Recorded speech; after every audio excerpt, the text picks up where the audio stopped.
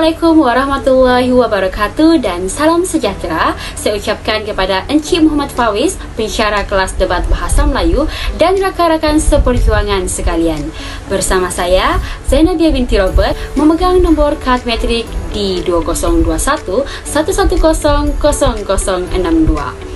Pada hari ini, saya akan berkongsi kepada anda mengenai satu isu yang semakin hangat diperkatakan dan sering menjadi buang mulut masyarakat pada hari ini, iaitu isu penderaan kanak-kanak. Kes derbayi berusia 11 bulan Nur Muazzara Ulfa, ibu merupakan suspek utama dalam kes penderaan kanak-kanak di negara ini. Mangsa mengalami bengkak.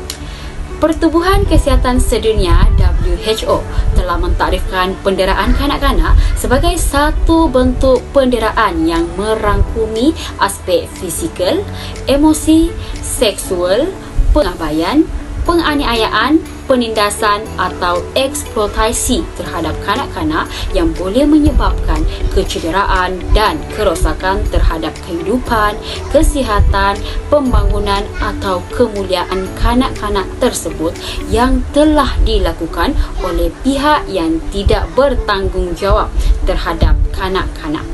Memetik laporan berita dari Sinar Harian terbitan tahun 2020, terdapat sebanyak 3,875 kes penderaan, pengabaian, penganiayaan terhadap kanak-kanak telah direkodkan di negara Malaysia sehingga September tahun 2020. Penderaan kanak-kanak berpaksikan kepada 4 aspek utama, iaitu penderaan fizikal, penderaan seksual, penderaan emosi dan pengabaian. Penderaan yang pertama adalah penderaan berbentuk fizikal. Penderaan fizikal berlaku apabila kanak-kanak dicederakan oleh ibu bapa atau penjaga mereka secara sengaja dan niat, seperti memukul dan menumbuk. Keadaan ini boleh menyebabkan kanak-kanak mengalami kecederaan seperti lebam, luka, calar dan patah anggota badan. Perkara ini juga boleh menyebabkan berlakunya kecederaan yang lebih serius yang boleh membawa kepada kematian. Penderaan yang kedua adalah penderaan seksual. Penderaan seksual berlaku apabila kanak-kanak dilibatkan dengan aktiviti seksual yang tidak dapat difahami oleh pemikiran mereka yang masih belum matang. Sebagai contoh penderaan seksual adalah perbuatan rogol, pendedahan alat kelamin, pelacuran dan pornografi terhadap kanak-kanak. Penderaan yang ketiga adalah penderaan emosi. Penderaan emosi merupakan penderaan yang menyebabkan kanak-kanak diserang trauma psikologi dalam jangka masa yang panjang atau pendek mengikut tahap trauma mereka sendiri. Sebagai contoh, bentuk penderaan emosi adalah penderaan lisan yang mana ia menggunakan kata-kata kesat atau ugutan terhadap kanak-kanak yang boleh menyebabkan kanak-kanak tersebut kurang keyakinan terhadap diri sendiri. Hal ini akan menyebabkan mereka mengalami gangguan emosi dan wujudnya trauma dalam diri mereka. Penderaan yang terakhir adalah penderaan berbentuk pengabaian. Pengabaian berlaku apabila ibu bapa atau penjaga kanak-kanak tidak memberikan pengawasan, penjagaan, kasih sayang dan sokongan yang sewajarnya kepada kanak-kanak. Sebagai contoh, ibu bapa atau penjaga kanak-kanak tidak mengambil peduli mengenai kesihatan, pendidikan, emosi dan fizikal kanak-kanak.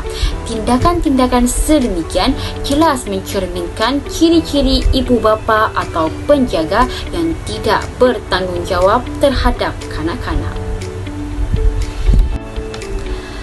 Pertambahan kes penderaan kanak-kanak sejak kebelakangan ini sudah tentu datangnya dari pelbagai punca.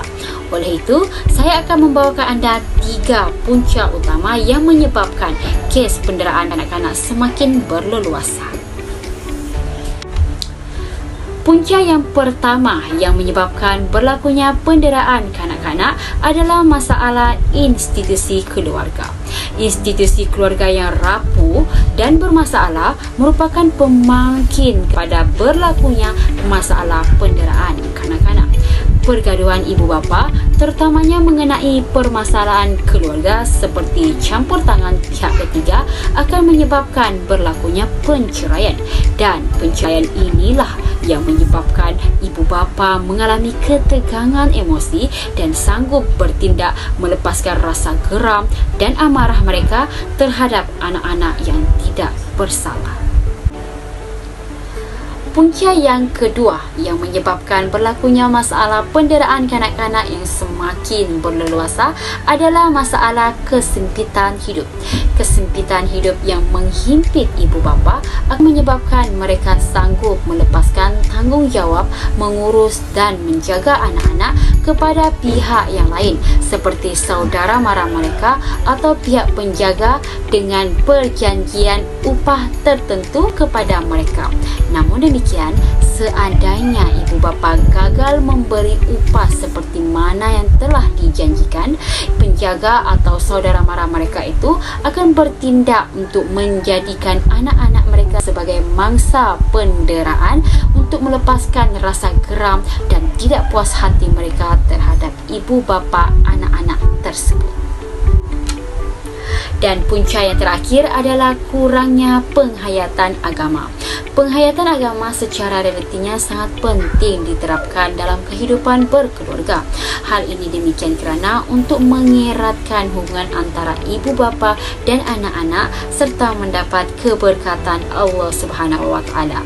Seandainya ibu bapa gagal menerapkan penghayatan agama dalam kehidupan berkeluarga, sudah tentu hubungan institusi keluarga yang dibina akan mudah rapuh dan hubungan anak-anak serta ibu bapa akan menjadi renggang apabila ibu bapa hanya memberikan tumpuan dan fokus mereka terhadap kerja-kerja duniawi sehingga kan sanggup mengabaikan waktu-waktu yang terluang dengan anak-anak untuk melaksanakan ibadah di rumah. Seterusnya, kita akan beralih pula kepada kesan-kesan yang akan diterima oleh mangsa penderaan pada jangka masa yang panjang.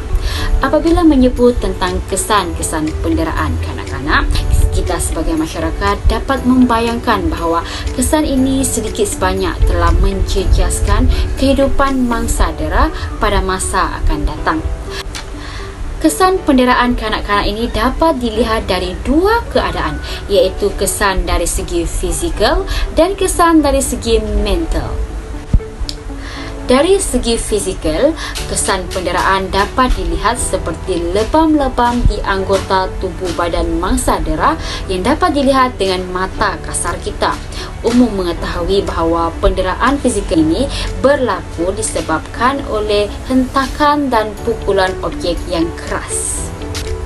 Sebagai contoh, kes penderaan kanak-kanak kurang upaya yang berlaku baru-baru ini yang mana mangsa dera telah disiram dengan air panas.